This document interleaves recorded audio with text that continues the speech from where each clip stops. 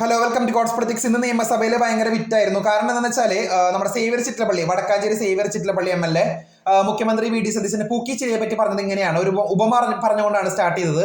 വേഷം എന്ന സിനിമയിൽ മമ്മൂട്ടിയുടെ കഥാപാത്രം അല്ലെങ്കിൽ ഒപ്പം ഇന്നസെന്റ് ഒക്കെ ഉണ്ട്. അതിൽ ജഗതി ഇടയ്ക്ക് കുറച്ച് ആക്ഷൻ കാണിക്കും. എന്താ നോക്കണേ, ആക്ഷൻ നോക്കിയതാണ് ആയിട്ടുള്ള അങ്ങനെ ഒരു സീനാണ് അദ്ദേഹം പറഞ്ഞത്. അങ്ങനെ അതിലൊരു ചിരി ചിരിക്കുന്നു, ജഗതി ഒരു ചിരി ചിരിക്കുന്നു. ആ ചിരിയുടെ പേരാണ് പൂക്കിച്ചിരി. ഇപ്പൊ പൂക്കിച്ചിരി ഇടയ്ക്ക് കുട്ടികൾ പറയുന്നത് തേച്ച് പൂക്കിച്ചിരി എന്നാണ് സേവ്യർ ചിറ്റലപ്പള്ളി പറഞ്ഞത്. അപ്പൊ പറയുമ്പോൾ ആരും നോ റിയാക്ഷൻ ആയിരുന്നു. അത് ഭയങ്കര ഫെയിൽഡ് ആയിരുന്നു ആ ഉപമ.